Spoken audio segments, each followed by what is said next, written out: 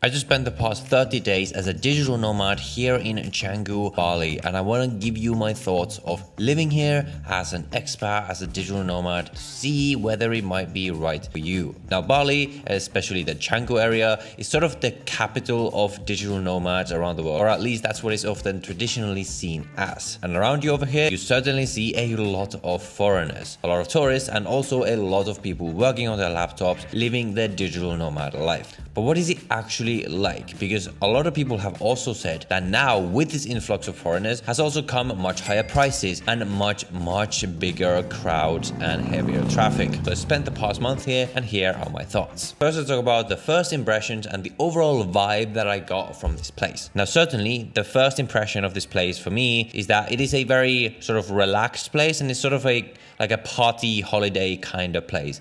It's a very stark contrast to a place like Dubai that feels like a very businessy, sort of very busy place where people are doing serious things. This is a lot more like a holiday, sort of laid back kind of life. We've done a ton of stuff here. There's a ton of like nature.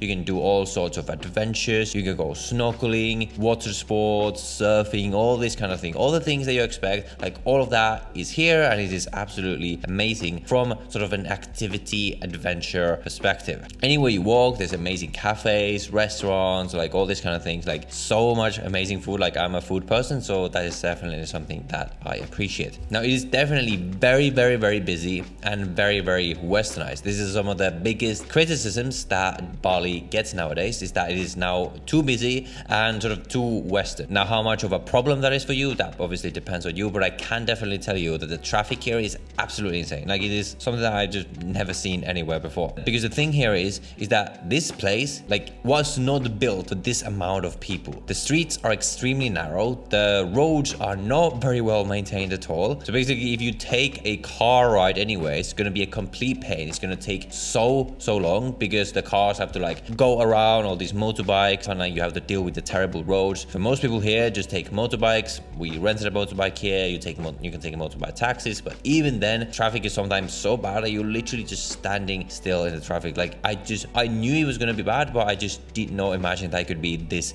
horrendous. Now, everything is very convenient. Food delivery works great. You have a lot of the sort of first world amenities, despite the fact that this is technically not a first world, but it feels like a very developed place in that sense. But in different areas, it is definitely still developing. The tap water is not drinkable. The internet infrastructure is not always that good. Like I mentioned, the roads, like the physical infrastructure is not always that great. So definitely depends. Now, let's talk about the food in more detail. So you have a lot of Western and a lot of Asian food, and pretty much any food you can think of. Also very healthy food. I get the sense that it's a very sort of health culture. You sort of have the sort of trendy cafes with the avocado toast and all this kind of food. I like that kind of food, so I've been definitely loving it for my breakfast and things like this. Now, the Indonesian food to me like wasn't all that special, so that sort of things like I'm not the biggest fan of, but maybe that's just me. The one thing to note about the food here is that you want to be a bit careful about where you eat, because there is this thing called Bali belly. So essentially like food poisoning that you get here in Bali. It has a specific name because of how bad and common it is. I got it myself for the past week. I've been essentially sick because I don't know exactly where I ate, but you want to be careful to not eat at very like local places with not a lot of people, where they might not be storing the food properly or handling the food properly. You definitely want to make sure to not drink the tap water under any circumstance, because you will get sick,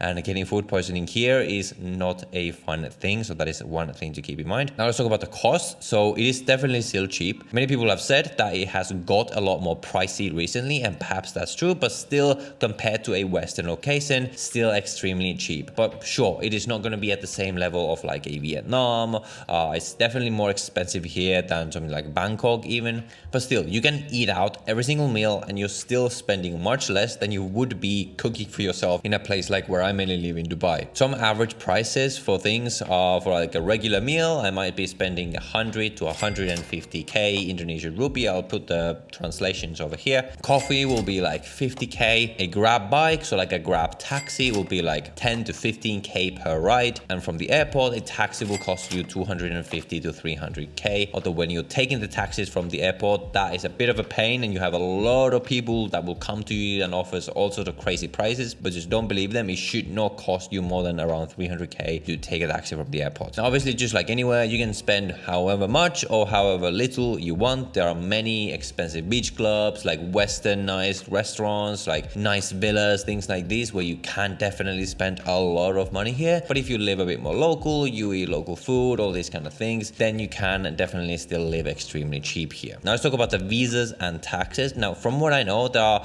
4 broad ways for expats / digital nomads to live here long term. What many people will do, and this is like the first way, is to just do tourist visas. So depending on which country you're from will determine how long you can get this for. Then what they will do is simply go on a visa run right before their visa expires and just get another tourist visa when they come back in. If you want to do that, that's fine. But for long term, that's perhaps not what I would like to do. I'd like to have a legit visa if I was to live in a place. So for the legit options, you have, I think the one that I would be most interested in, which is like this B211A single entry. Like this is like marketed as like a digital nomad visa, where basically you get it for 6 months, where this visa will specifically allow and permit remote work. The visa will cost around 10 million IDR, so that's around $645 US. And the way it will work is that it will include a 60-day initial period that you can then extend for another 30 days and another 30 days, so totaling around 180 days in total. This is going to work great if you are perhaps someone like me, where you wouldn't be living here the full year, but you perhaps want to live here part of the year or something like that. And for taxes, this also works great, because if you stay in Indonesia for less than 183 days in a year, you do not become a tax resident. And my understanding is that you could also just get this twice a year if you want to use this visa to live here the entire year. And you have something called the KITAS, which is like the more official, like a long-term resident visa here. And with this one, you want to be careful because there's a lot of misinformation out there. The reality of it is that if you want to have what's called an investor KITAS, you would have to have a real company here. So you would need to form an Indonesian company, and you would need to have like a real paid up capital of 10 billion Indonesian rupiah before you would be able to qualify for this visa. Now, a lot of agents will omit these requirements. They will make some like fake documents to make it seem like you have this investment, but you don't actually have it, and it seems to be going through with the government. But like, this is not something that I would recommend doing. So be careful with which agent you use, because they might not be entirely truthful about all these requirements. And then you have the 5-year second home visa that's going to require $130,000 US bank deposit, and this is specifically targeting like high net worth individuals and things like this. So those are the options. Now I'm going to be making a more full video on the visas and the taxes here and things like this as I do more research. I haven't done all the research yet, so wait for that video for all the info. What is this place like for actually getting work done? Because I have a few things to say about this. First thing is that the internet here, from my experience, at least in this villa, can sometimes be a bit choppy, and a lot of other people have said this as well. The internet here is not always as like at the same level as it would be somewhere like Thailand, which is sort of the competing digital nomad place to Bali. But the bigger thing here that I find is that Bali is not really the kind of vibe that where people are doing things like that, where people are working. Sure, you have the people like working in cafes with their laptops, all these kind of things, but I like the kind of place, at least as my main base, where you have serious entrepreneurs, people building big businesses, people are really work like career focused, because that's really what I am. I'm really type A. So for that purpose, like I find there's a lot of distraction, so that makes me think about work a lot less. Now that can be great if that's the kind of vibe you're looking for, and perhaps for part of the year I could certainly see this as somewhere I could be to sort of relax a bit more, things like this. But that is something to keep in mind. Now of course, it's not a big deal. Like a ton of people move here, they live here, they do build businesses here. Still, I don't feel like it's at the same level of a place like Dubai. So certainly I would see myself keeping a main base in a place like Dubai, like Singapore. We have these like more serious people,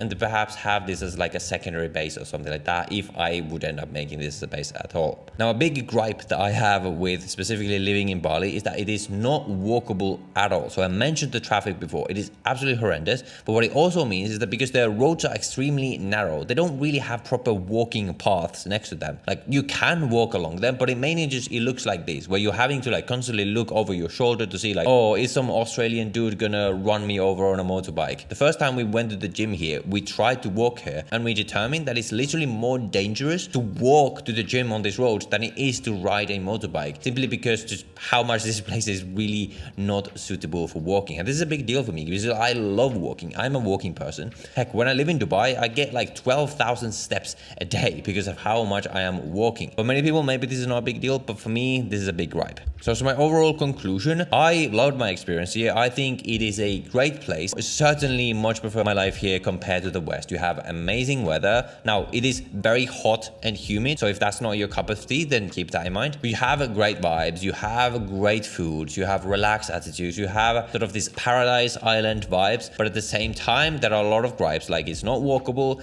I think it's quite polluted, it is definitely just a tad bit too busy. So I do feel like for this kind of island vibe, if this is what I were to be looking for, then I would probably prefer something like Koh Samui in Thailand, just a bit less busy while still offering a similar vibe and a bit more relaxed. And I guess my biggest gripe from a long-term based perspective is that it's not like my vibe subjectively. I am a city person. I like sort of busy, sort of hustle bustle vibes. So perhaps not for me as a main base, but it could be a secondary base. Who knows? We will see. Let me know what you think about Bali. Let me know how you think it compares to other places. Let me know which places you want to learn about next. I'm currently traveling around Asia, perhaps looking for a second residency, things like this. So definitely subscribe to the channel to follow me around, because I'm going to give you similar thoughts to this around all the places that I go to. Now, obviously on this channel, I mainly talk about living in Dubai because that is where I mainly live. If you're interested in moving to Dubai, then I recommend you watch this video where I walk you through the entire process of what it's like to move here, what it's like to set up residency and set up business here, whether it makes sense for you, all the things to consider. Go watch that video next, and I will see you in the next one.